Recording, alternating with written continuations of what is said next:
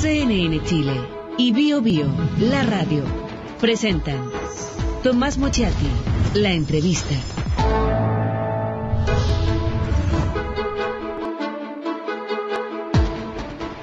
Muy buenas noches, ¿cómo está? Se van a cumplir 40 años, sí. ¿Cómo ha pasado el tiempo? 40 años del golpe militar, el de 1973. La película No, de Pablo Larraín, estuvo nominada a la mejor película extranjera en Hollywood. Primera película chilena que recibe esa nominación. Recibió también un premio en Cannes. Y Eugenio Tironi acaba de escribir este libro, Sin miedo, sin odio, sin violencia, una historia personal del no. Una larga historia con su vivencia personal desde los tiempos del Mapu, bajo Allende, bajo la Unidad Popular, hasta el plebiscito de 1988 y algo de lo que ha pasado después. Una larga historia de todo lo que ha ocurrido con la izquierda chilena y finalmente la derrota de Pinochet mediante las urnas. Con Eugenio Tironi conversamos esta noche. ¿Qué tal? Buenas noches. Hola, buenas noches. Largo libro, y yo diría que, ¿cuál es la novedad? Que se reescribe desde otra óptica, desde otra mirada, lo que ocurrió bajo el tiempo de la Unión Popular, el golpe militar, todos los tiempos de dictadura para después desembocar en el plebiscito de 1968 y volver a la democracia. Una nueva mirada de todo esto, pero también un reconocimiento de los errores, de las equivocaciones, de los flagrantes errores que provocaron además muchas cosas, entre otras muertes también, finalmente en forma indirecta. Este es un libro yo diría un balance final de una vida propia. Esto es el final, esto es lo que he hecho y aquí está, lo entrego. ¿Hay un balance? Hay un balance, sí. Un balance de un periodo de mi vida, digamos, que fueron... Bueno, pero... claro, el periodo más vital, más importante de mi vida, que tenía 20 No estoy hablando años. de la vida empresarial posterior, no, el balance político propiamente. Sí. Eso es lo relevante que yo hice en el campo de la política. Leo, página 312. Sin la muerte de Allende en la moneda, otro habría sido el curso de nuestra historia como país. Si ese martes 11 él hubiese buscado una salida negociada, como algunos de sus colaboradores más íntimos se lo pedían, el régimen que lo destituyó no habría actuado con la crueldad con que lo hizo, cierto, pero tampoco habría realizado la radical revolución que emprendió. Sí, yo siempre he pensado que... Una cosa por la otra. Claro, O sea, si negociaba Allende no había revolución porque no había Pinochet, o había un Pinochet más corto. Claro. Y que la muerte sirvió para una... ¿Qué revolución? La revolución pinochetista. La revolución económica. burguesa, la revolución capitalista. El liberalismo. Claro.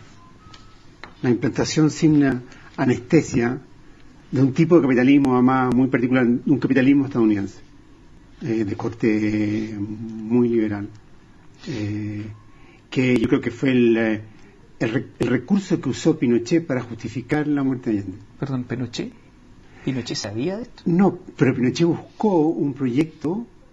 ¿Pero fue Pinochet o lo convencieron? Lo convencieron, sí, pero ¿por qué Pinochet eligió este proyecto y no? ¿Y tenía otro? Sí, tenía un poco al que le podía haber ofrecido los grupos más ortodoxos. Usted fue un revolucionario, ideológicamente un revolucionario, pertenecía al Mapu, el Mapu puntúo, digamos, el Mapu garretón, el Mapu de Carlos Montes.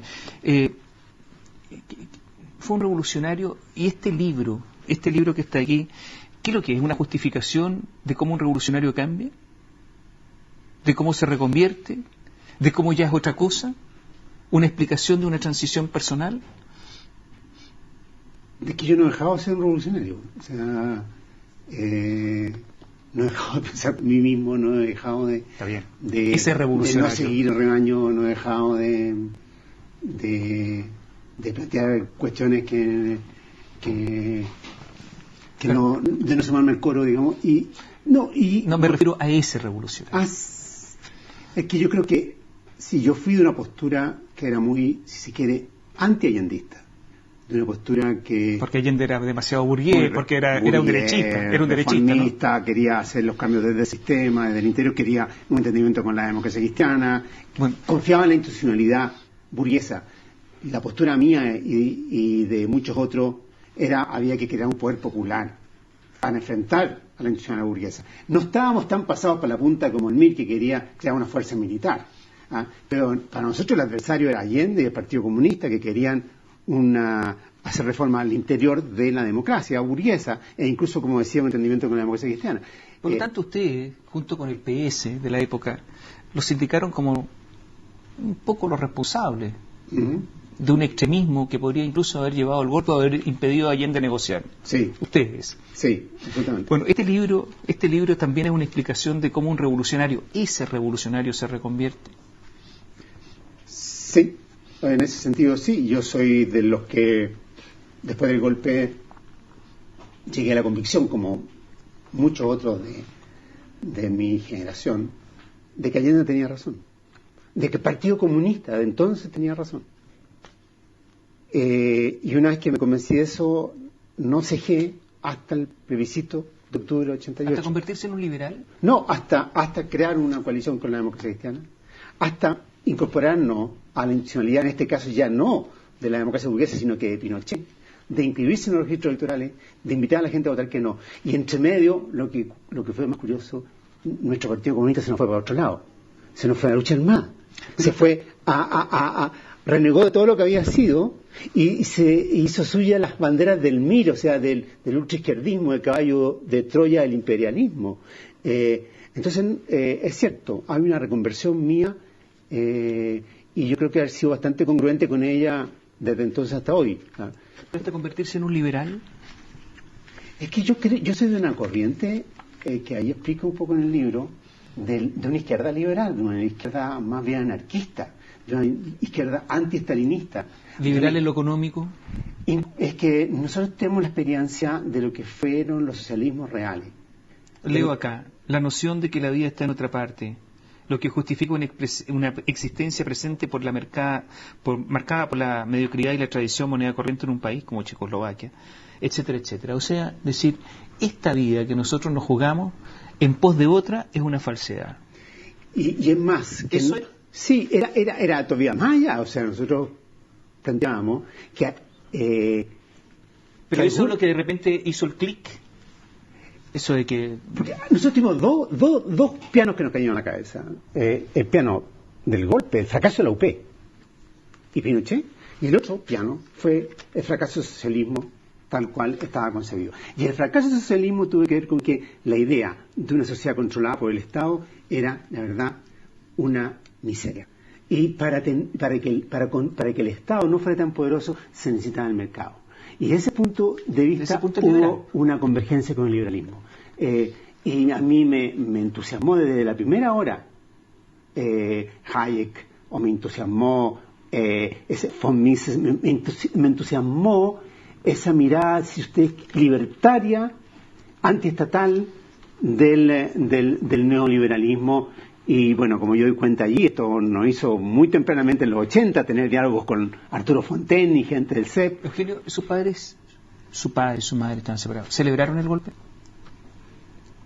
Mi madre, pero callada y silenciosamente. Pero era una opositora furibunda a Allende, sí, ¿no? pero como estábamos todos los hijos envueltos, digamos, al otro lado, digamos, entre las víctimas, entre los damnificados, no hubo propiamente una ¿Su padre celebración. celebró el golpe? No. Mi padre me acogió los días del golpe. Está bien, no, una cosa es acoger al hijo y otra cosa celebrar el golpe en el sentido de poner bandera y abrir botellas de champaña, no. Pero estaba con los militares, estaba con la mayoría de la democracia cristiana, porque fueron los fundadores de la democracia cristiana, por lo tanto, desde ese punto de vista apoyó el golpe. Sí, absolutamente apoyó el golpe. Y eso, a lo mejor la historia personal es la historia de muchas familias chilenas, con hijos que estaban con Allende, pero padres que eran más conservadores. Completamente. O sea, en mi grupo de referencia era la constante. Ahora, mi padre, de un modo tácito y un modo sin hacer de esto un mayor apamiento, me entregó un respaldo vital para sobrevivir esos años. ¿Qué usted podría, algunos dicen que usted podría ser una persona de derecha perfectamente? ¿Qué lo diferencia de la derecha? De que yo habría ganado el plebiscito. Y ellos perdieron. No entendí eso. Que yo habría ganado, que si usted hubiese trabajado para Pinochet... yo habría matado a Pinochet. Sí, lo digo metafóricamente, simbólicamente. Políticamente. Claro, digamos, yo tenía claro que ellos no se atrevieron a terminar con Pinochet. Ellos no fueron suficientemente revolucionarios, no fueron suficientemente liberales, si se quiere. Porque si lo hubiesen sido, no habrían tenido a Pinochet en el ticket del plebiscito de 1988, pero no se atrevieron a acabar con él.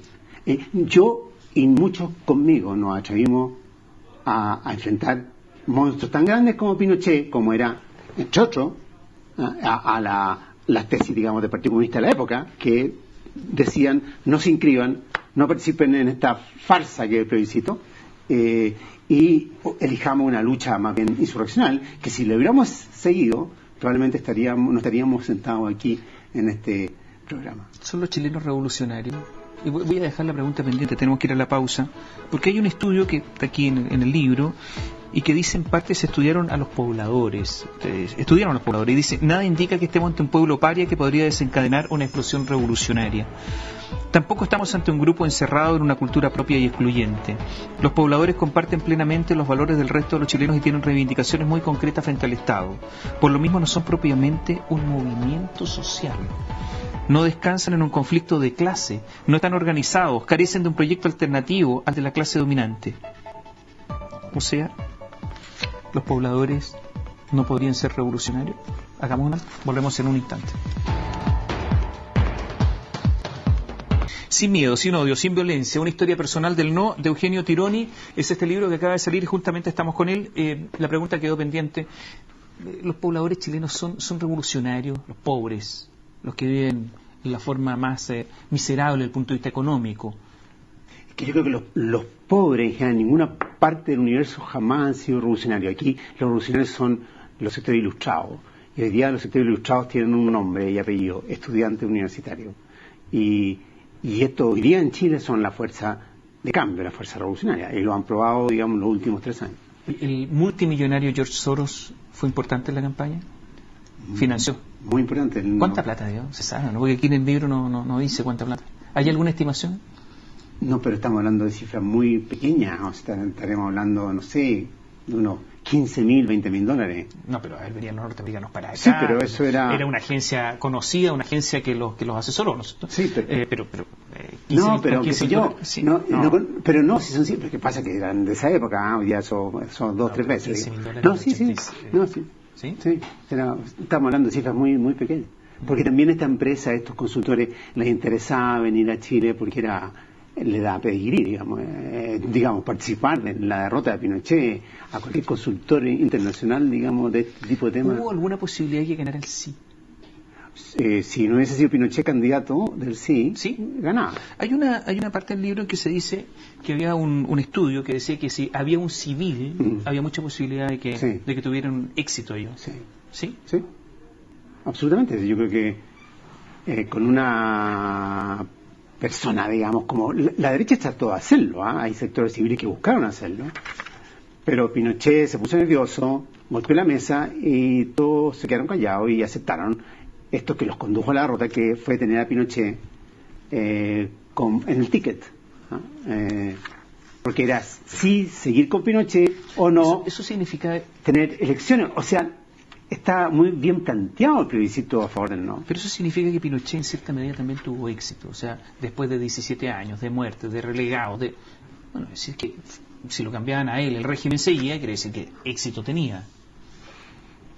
Más bien yo diría que los partidarios del modelo, los Chicago Boys en particular, que fueron los grandes ideólogos, Jaime Guzmán, ellos le dieron muy poca fe a que esto podía pervivir sin Pinochet. Y por ende no se atrevieron a enfrentar a Pinochet. Y no se atrevieron a hacerlo a un lado.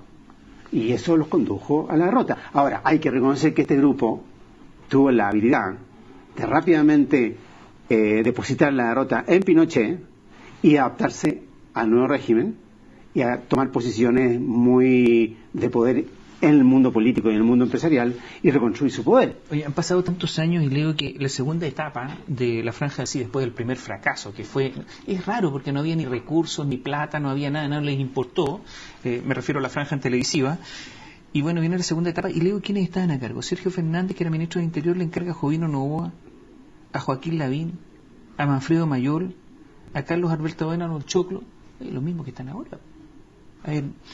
Mayol es el asesor comunicacional estrella de la UDI. Joaquín Lavín es ministro. Carlos Alberto Delano, el Choclo, es un factotum de la política chilena, amigo de Sebastián Piñera. Jovino Novoa, senador por Santa. Los mismos de la derecha que están en estos, que fracasaron en la segunda etapa de la campaña del sí. ¿Cómo se mantienen? ¿Qué pasa? Después del fracaso no les cobran cuenta. Esa pregunta me supera. Sí. Pero lo que sí puedo decir es que... A ver, eso significa que en política la responsabilidad no existe, y eso significa que son persistentes, otros dirían resilientes. Pero hay una continuidad de ellos, que es que mantienen el mismo paradigma, y este es que la gente va cambiando de opiniones en la medida en que recibe más beneficio económico o más objetos de consumo, que era un poco la idea que estaba en el libro Joaquín Lavín, La Revolución Silenciosa, y que sigue estando hasta hoy. O sea, basta escuchar al presidente de la República en su último mensaje presidencial. Hay como un cierto aire de familia que se ha mantenido desde entonces hasta hoy día en el mundo de la derecha. Ahora, fue muy pragmática la campaña. Concederles, dice, incluso que si bien en algún momento pudo haber sido funcional el orden y a la modernización del país, me refiero a la dictadura de Pinochet, ya se había vuelto Pinochet un estorbo, poniendo en riesgo lo avanzado. O sea, les concedemos un montón de cosas a ustedes, pero ya es poco funcional. Lo que pasa es que es importante tener el contexto de la época. O sea, era un momento en el cual los chilenos nos sentíamos castrados, nos sentíamos impotentes. Pensábamos que Pinochet era invencible y teníamos mucho miedo a nosotros mismos. ¿Cuál era el miedo? El miedo, en el fondo, a que nos comiéramos uno a otro, a que si nos dejaban solos se produjía lo mismo en 73, que había sido presentado como el caos, la violencia. Entonces, plantearle a la gente, oye, vamos a deshacernos de Pinochet y además vamos a cambiar todo el sistema, habría sido una oferta que lo hubiese atragantado y la habían rechazado. Sí, me llama mucho la atención que incluso se dice en alguna parte en el libro, no la encuentro ahora, que básicamente no había que proponerles que iba a haber un cambio grande, que esto era todo casi meticuloso, porque si no la gente habría votado que sí. Había mucho apoyo en alguna... Yo creo que si la opción era seguir con Pinochet o una revolución, la gente hubiera seguido con Pinochet. Y es por eso que cuando se dice, es que el no cumplió su promesa, es falso. Él no cumplió su promesa. El no dijo que iba a echar abajo toda la institucionalidad. El no dijo que iba a echar abajo todo el sistema económico. El no dijo que iba a hacer justicia a cualquier costo. El no lo que dijo fue otra cosa. Vamos a ir a una pausa y la pregunta queda planteada. ¿Qué de todo esto se puede sacar como lección para lo que viene hoy? Tenemos elecciones presidenciales a fin de año. Volvemos en un instante.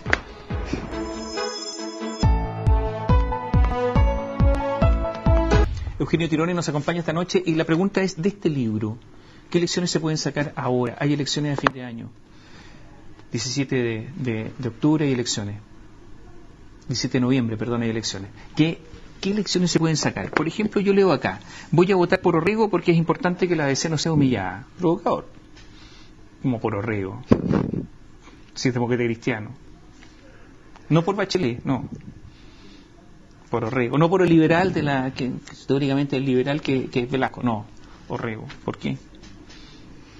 Porque creo que para que lo que fue la concertación se mantenga en su espíritu, es indispensable que este grupo social cristiano se mantenga. ¿Sí que rizó la concertación? ¿Qué? Pero sí que rizó el país completo. ¿Sí? Miren Longueira, miren Alamán, las cosas que está diciendo, miren lo que es este gobierno. O sea, es todo el cuadro político y social y económico que se corrió por la izquierda. Y dentro de ello, claro, la concertación. Pero por eso hay que votar por Orrego para evitar que la concertación se vaya mal a la izquierda. No, yo creo que no es un problema de izquierda-derecha, es un problema de etos. O sea, aquí hay un eto católico. Además, me gusta que Claudio Orrego ha manejado camiones, o sea, ha estado en un municipio, sabe lo que es la pobreza, no por papers escrito en Harvard. ¿Y Michelle Bachelet? Michelle Bachelet también. Michelle Bachelet tiene una historia. ¿Cómo está la relación entre ustedes? ¿Con quién? ¿Existen relaciones con Michelle Bachelet, no? No tengo ninguna, nunca he tenido una relación más particular. Bien animadversión, ¿no? No. Distancia, frialdad, ¿qué no, digamos, yo soy demasiado pequeño para tener, para aspirar a alguna relación con ella, no tengo ninguna, ¿no? Pero con el entorno. No, tampoco. Yo tengo mucha admiración, mucho respeto. Me parece que ella ejerce un tipo de liderazgo muy singular y muy necesario para Chile y para el mundo de hoy, pero yo no tengo una relación particular con ella. ¿Tiene alguna posibilidad de la derecha de ganar la elección? Yo creo que ninguna. Ninguna. Haga lo que haga. Haga lo que haga. ¿Está condenada? Yo creo que sí, de hecho. La derrota estoy hablando. Claro, pues sí, de hecho ya la UDI lo declaró con todas sus letras, digamos, cuando vota a Goldborn y elige a Longueira, es porque está dedicada a cómo protege a sus parlamentarios. Pero eso es el pragmatismo de la política. Claro, pero un pragmatismo es en base a ver cuál es la meta que se pone. O sea, uno puede decir, ya quiero ser pragmático tras la meta de ganar la presidencia de la República, quiero ser pragmático para proteger a los parlamentarios. ¿Había un mejor candidato a la derecha? Yo creo que no, yo creo que no. O sea, la derecha no generó liderazgo bajo este gobierno, eso está claro. Es que yo creo que el propio presidente de la República se encargó de que no surgiera ninguno. Y además muy poco tiempo, 4 años para que emerja un liderazgo. Yo creo que, bueno, pero en todo caso, como sea, no surgió. Aquí todas las fichas se pusieron en Goldborn. Y bueno, y terminó como terminó. ¿Se manejó mal Goldborn? ¿Le faltó experiencia política? ¿Qué le faltó? No, yo creo que es más que eso. Yo creo que pasa que Goldborn, no, digamos, es como cuando alguien pasa con una cortapluma después del 11 de septiembre del 2001 por la aduana o por el aeropuerto. No se puede ya. Y él venía con una cortapluma, o con varias cortaplumas, y ya no se puede. O sea, el estándar que pone la sociedad chilena, la ciudadanía, para que alguien se meta en política son más altos. Y este es un problema que puede tener el presidente Piñera si quiere, si está tentado, digamos, de favorecer ser presidente de Chile, o quizás quiere hacerlo de Estados Unidos. Nadie lo sabe. Estamos terminando. ¿Es buena la incorporación del PC a la concertación? Es buena. Es reparatoria. Una gran fractura, una fractura tremenda que se produjo a partir de los 80, se comienza a cerrar y yo creo que es bueno para todos. Gracias por estar con nosotros. Eugenio Tironi, con este libro, Sin miedo, sin odio, sin violencia, una historia personal del no, nos acompañó esta noche. Buenas noches, gracias.